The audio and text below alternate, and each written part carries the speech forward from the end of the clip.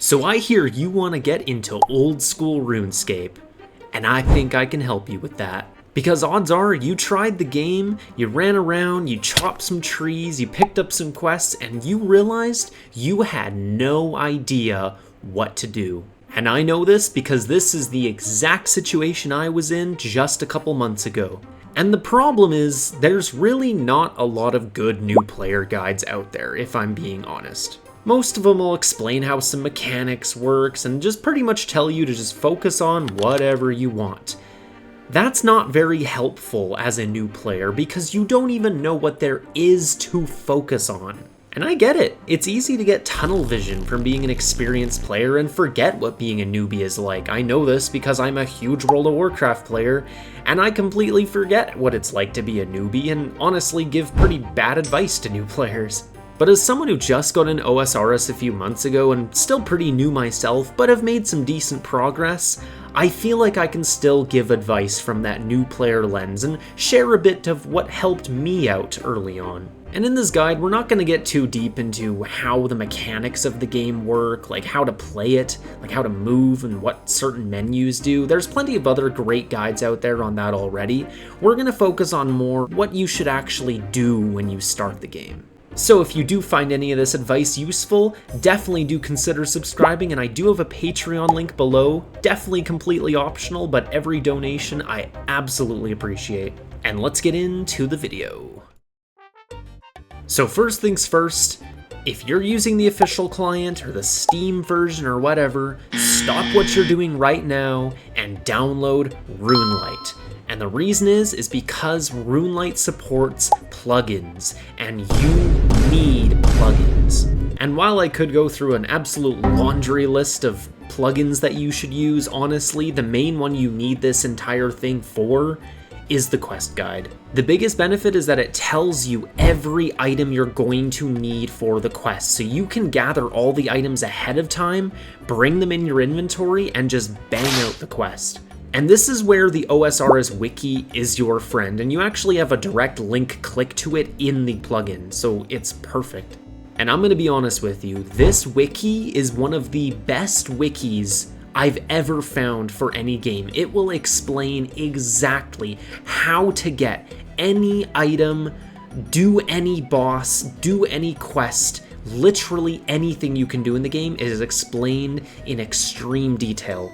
And especially early on, it is going to be your best friend, so get in the habit of keeping it open in the background or on another monitor. And that's where we get to my next big piece of advice, is early on, you want to focus on quests through and through, because these are going to give you early levels to basically all of your skills. And there's a clear distinction I want to make that a lot of guides don't really talk about, is that RuneScape quests are very different than quests in other MMOs. They're not just mindless, go kill 8 of this, go collect 10 of these.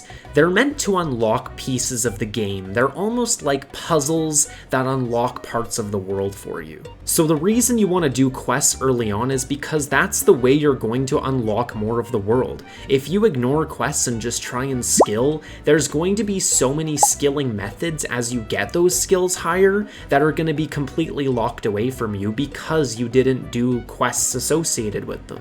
And the nice thing with the quest plugin is you can actually sort this massive list of quests by the optimal order. Because trust me, if you try and go straight for doing Dragon Slayer 1, you're gonna have a pretty bad time.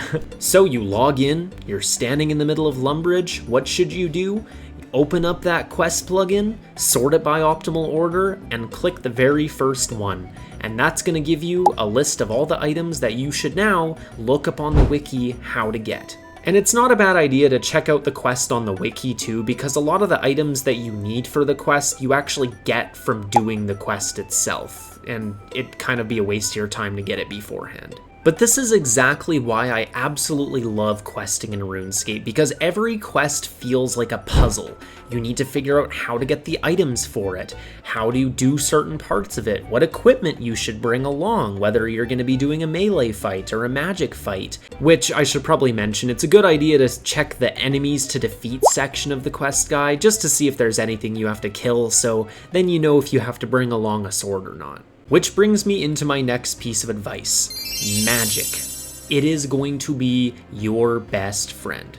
If there is any skill you should actually focus on getting up between your questing, it's magic, and there's 2 reasons for that. For one, a lot of the enemies in early quests are actually safe spottable, which means there's a spot that you can stand that they can't hit you with melee and you can freely cast on them. And this can be nice, especially if you want to jump ahead and start doing harder quests earlier on. A lot of those fights are super safe spottable, so you can go right into some things that you are way under leveled for. The other major reason you want to get it up is teleports. Because odds are you're basically running everywhere you need to go right now. And don't worry, that's perfectly normal, but the earlier that you can start getting some teleports to the major cities, the better. And there's an awesome magic training guide right on the wiki that you can follow as well if you're not too sure what the best ways of getting your magic up is. But until you start getting some teleports with magic, you actually do have a pretty nice teleportation option early on, and that's from buying a Chronicle in Draenor. It's essentially just a book you buy from this dude named Diongo, and then you have to buy cards as well that you load into the book, and each of those counts as a charge, which gives you 1 teleport, and this basically takes you right outside of Varrock. And this is going to be helpful because once you make it out of Lumbridge, odds are you're going to be spending a good amount of time in Varrock. Your only other option is actually mini-game teleports, which, my god, I wish I knew about sooner when I got first into the game. Basically, when you go to the grouping menu and then go to the last tab on the right, it'll give you a list of all the mini-games that you can teleport to, and a lot of them you do have to actually do the mini-game once in order to unlock the teleport for it, but this comes in so handy early on. And the one you'll probably end up using the most is Castle Wars, because you actually don't even have to do the mini game to use the teleport, and this is going to take you to the other side of the world where Ardougne is, and that's another major quest hub you'll be doing a lot of things in. It is a bit of a run up to Ardougne, and actually on your way up there, I'd recommend jumping to the fishing trawler and doing that mini game once, because that'll unlock that teleport, and that brings you a lot closer to Ardougne. Again, you can just check out the Fishing Trawler wiki if you want to know how it's done, but honestly, you don't even have to participate in the minigame. Just get on the boat, wait till it's done, and then you unlock the teleport. The only other main way of getting around early on is going to be charter ships, which is basically just a ship you can pay GP to take to certain ports around the world, and again, it does cost GP, so keep that in mind.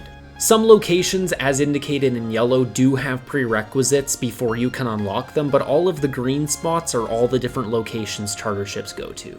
So that's a little bit about how you can get around the world early on, rather than just running everywhere, because trust me, I did more than my fair share of running around. Now, whether you're a regular account or an Iron Man, odds are you're gonna need some money. And this area is where being a regular account is definitely a little easier, because really all you have to do is farm certain items and then sell them on the Grand Exchange, which is basically just like the in-game auction house. But I'm an Iron Man, so I don't really know what items are good early on to farm and sell on the GE, so a lot of the methods I'm going to talk about are definitely more Iron Man focused. Your first major expense in this game is going to be buying a house, which is going to come in handy later when you focus on crafting a bit more. And while 10k GP might seem like a lot at first, you can actually get it really quickly. Basically, you're gonna head to Ardougne and you're gonna go to the little market in the middle. There you're gonna see some stands that you can steal from, and you're going to target the silk stand. And basically, you're going to stand on the opposite side of it so the guards can't get you, and you're just gonna stand there and click it. When your inventory gets full with silk, then you're just gonna run to the bank nearby, throw it in your bank, and go back and repeat. But how do you make it, you may ask? Well, you actually sell it right back to the shopkeeper who owns the stand. Oh my god, bro. But you do have to wait a half hour between when you were stealing from it and when you can sell it to him. This should make you your 10k easily, and then you can go buy your house from the real estate agent in the same city of Ardougne.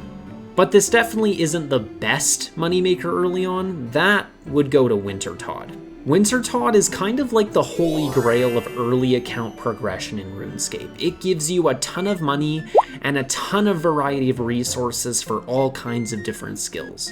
It does have one requirement to do, and that's to have your fire making at level 50, but this is a very easy skill to get to 50, and again, there's plenty of great resources on the wiki on how to get it up to that point. The point that I would recommend actually going and doing Wintertodt is once you start running out of runes for magic, because at some point you're gonna need to buy a couple thousand of each rune, and it's not going to be cheap.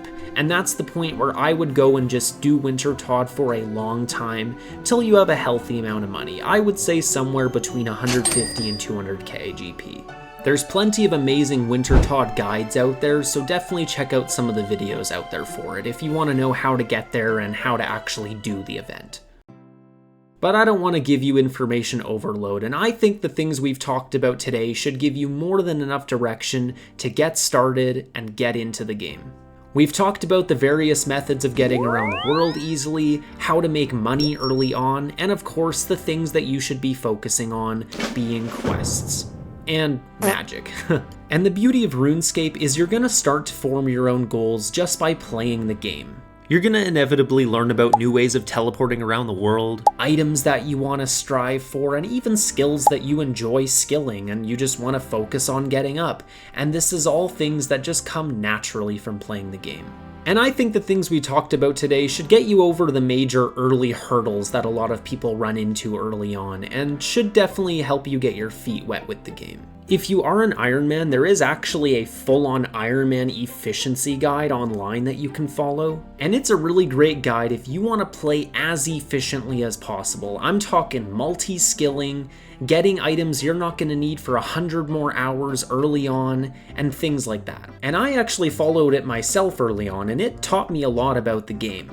But there is one problem with it, and that's it makes the game very linear because you are just doing exactly what it tells you to do. Which kind of defeats the whole point of RuneScape now that I have more experience with the game, and it's honestly a lot more fun when you treat it like an open-ended game that you form your own goals with. So definitely check it out if you're interested, but also bear in mind that it is a little outdated now and there's a lot of pieces of content that aren't so relevant on it anymore. Feel free to ask any questions you might have in the comments, or if you have some more experience with OSRS, definitely feel free to give some tips in the comments below.